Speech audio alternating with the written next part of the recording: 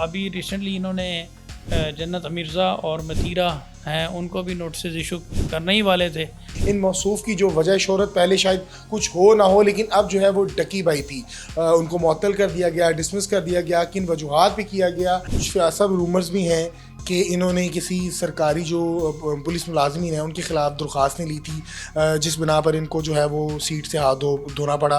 और कुछ ये कह रहे हैं कि डकी भाई ने अपने असर वसूख का इस्तेमाल किया, जिसके बायस जो है इनको हाथ धोना पड़ा। एक ऐसे इदारे का कि जिसका काम सोशल मीडिया पे होने वाले जराइम को रोकना है, ख़ुद सोशल मीडिया पे बैठ कर उस तरह के क्राइम करना, तो ये उनकी सस्पेंशन की बड़ी वजह। डेफिनेटली बैकडोर इनके अगेंस्ट कोई प्रोसीडिंग चल रही होगी, उनके बार बार रोकने की वजह से। जब आप किसी सीनियर अथॉरिटी को मानने से इनकार कर देंगे तो फिर शेर तो शेर होता है, उसने बम्बू फिट कर दिया। फिर जुए की तशहीर पर टिकटॉकर्स के खिलाफ घेरा तंग करने वाले additional director NCCA Sarfaraz Chaudhry मुअत्तल हो गए। नाज़रीन, मुअत्तल नहीं हुए बल्कि उनको इदारे की जानिब से 6 माह की छुट्टी देकर भेज दिया गया और उनको कहा कि आप हेडक्वार्टर जाकर जवाब दें। जिनकी वजह शोहरत, लोग ये बात कर रहे हैं कि डकी भाई थे।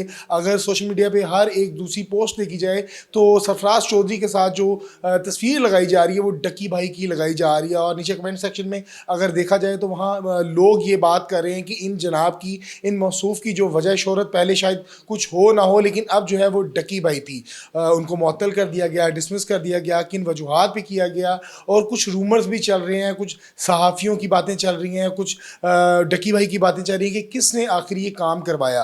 कुछ लोग कह रहे थे कि उनके ऊपर सियासी दबाव था। इस टाइम मेरे साथ बात करने के लिए फ़याज़ रामे साहब मौजूद हैं, जो डकी भाई के लॉयर हैं, वकील हैं। इनसे जानते हैं कि आखिर इनका कोई किरदार तो नहीं, इन्होंने कोई इस तरह की कोई असर वसूख का इस्तेमाल किया हो जिसके बायस जो है सरफराज चौधरी जो एनसीसीआई के एडिशनल डायरेक्टर थे, वो जो है वो अपनी सीट से हाथ धो बैठे। अस्सलाम वालेकुम सर। वालेकुम अस्सलाम। असम, कैसे हैं आप? जी शुक्र अल्लाह। सर, मेरे ख्याल से आप तो बहुत ज़्यादा खुश होंगे क्योंकि आपके जो साहिल हैं, उनके जो खिलाफ घेरा तंग करने वाले थे वो अपनी नौकरी से वक्ती तौर पर हाथ धो बैठे हैं। जी बहुत शुक्रिया। नहीं, ऐसी कोई बात नहीं। देखें, हम लोग अदालतों में अपनी एक लीगल फ़ाइट कर रहे होते हैं। हमारा किसी से कोई ज़ाती नहीं होता। हमारा ज़ाती उसी चीज़ से होता है कि सिर्फ़ कानून की लिमिट्स में रह के अगर कोई शख्स कानून से बाहर जाकर कोई काम करेगा तो हम उसको जो है वो अदालत में कंटेस्ट करेंगे, और अगर कोई शख्स कानून के मुताबिक काम करता है तो हम उसको अप्रिशिएट करेंगे। तो हमारा उनसे कोई ज़ाती नहीं है किसी किस्म का।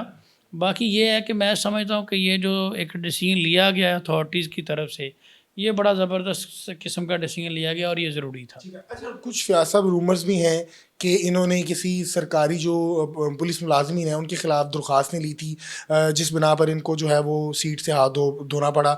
और कुछ ये कह रहे हैं कि डकी भाई ने अपने असर वसूख का इस्तेमाल किया, जिसके बायस जो है इनको हाथ धोना पड़ा। क्या इतलात हैं आपके पास कि ये तमाम वाक़या किस तरह पेश आया और क्यों इनको अपनी जो नौकरी है उसे हाथ धोना पड़ा? देखिए, मैं समझता हूँ कि इसमें ना डकी का कोई रोल है ना किसी और का है। इसमें सरफराज चौधरी साहब की अपनी ज़हानत जो है ना वो आड़े आ गई है, और वो ख़ुद ही अपने आप के लिए कुल साबित हुए हैं। मेरे ख़्याल में तो वो जिस तरह से आजकल सीसीडी के चीफ़ हैं चट्ठा साहब, वो और डीआईजी फैसल कामरान साहब, उन्होंने शायद सोचा कि जिस तरह से लोग उनको जानते हैं या वो अपने काम में बहुत आगे निकल गए हैं, तो मैं भी कुछ ऐसा नया काम करूं कि हर तरफ एनसीसीए हो जाए। तो उन्होंने जनाब ये क्रैकडाउन शुरू किया, जबकि इस हवाले से अभी तक पाकिस्तान में कोई लॉ नहीं है प्रमोशन ऑफ गैम्बलिंग के हवाले से। और पाकिस्तान में गवर्नमेंट इंस्टीट्यूशन भी इस तरह की एप्लीकेशन की जो प्रमोशन है वो कर रहे हैं। तो मेरे ख़्याल में तो उनका किसी मुलज़म के बारे में प्री ट्रायल जजमेंट्स देना और बड़े बड़े दावे करना और कंटिन्यूसली सोशल मीडिया पे और इलेक्ट्रॉनिक मीडिया पे इंटरव्यूज़ देना और बीइंग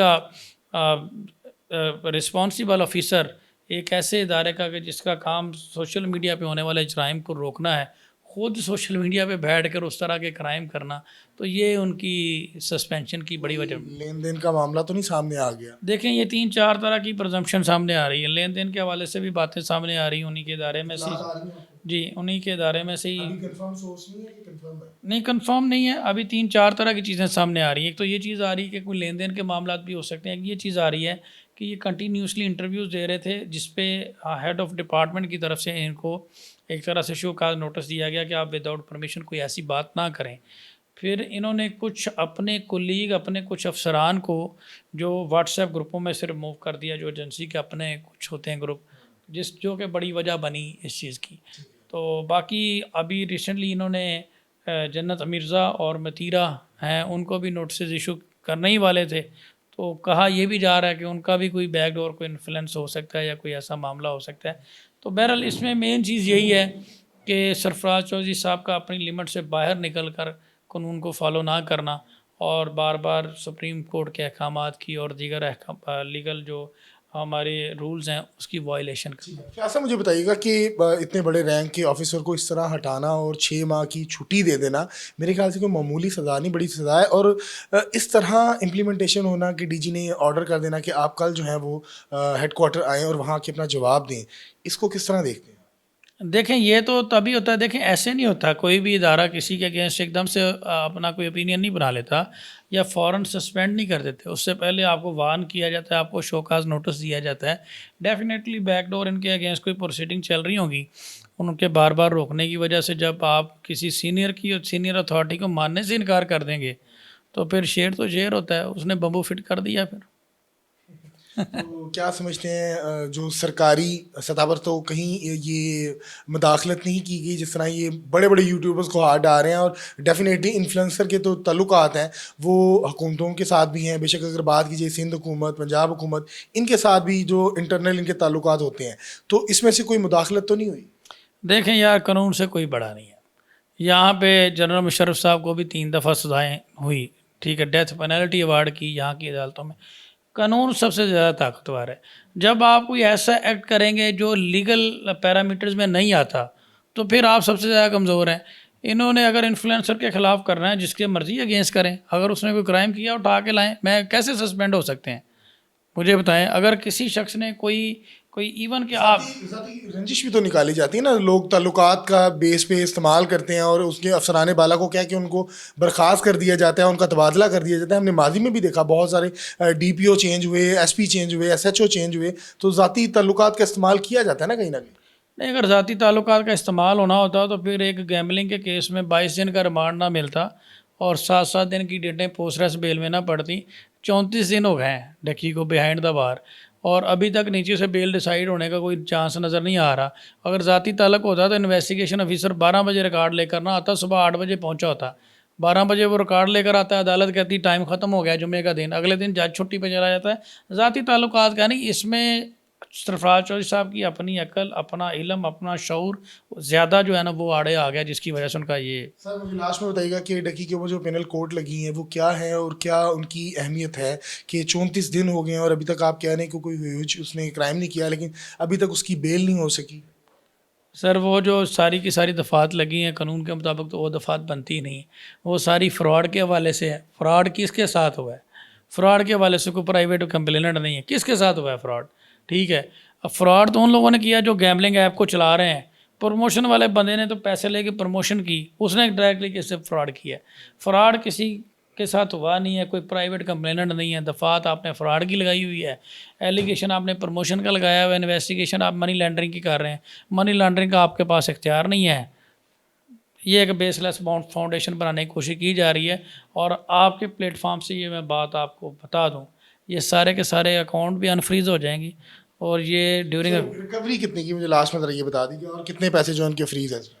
उन्होंने इनके सारे अकाउंट्स जो हैं इनकी फैमिली के और इनके अकाउंट्स और इनकी गाड़ियाँ जो हैं वो फ्रीज़ कर दी हैं। कितनी अमाउंट है? वो तो यहाँ पे कुछ मजबूरियाँ नहीं डिस्क्लोज़ कर सकते, लेकिन ये है कि इनकी सारी अमाउंट जितने भी अकाउंट से वो फ्रीज़ कर दिए हैं।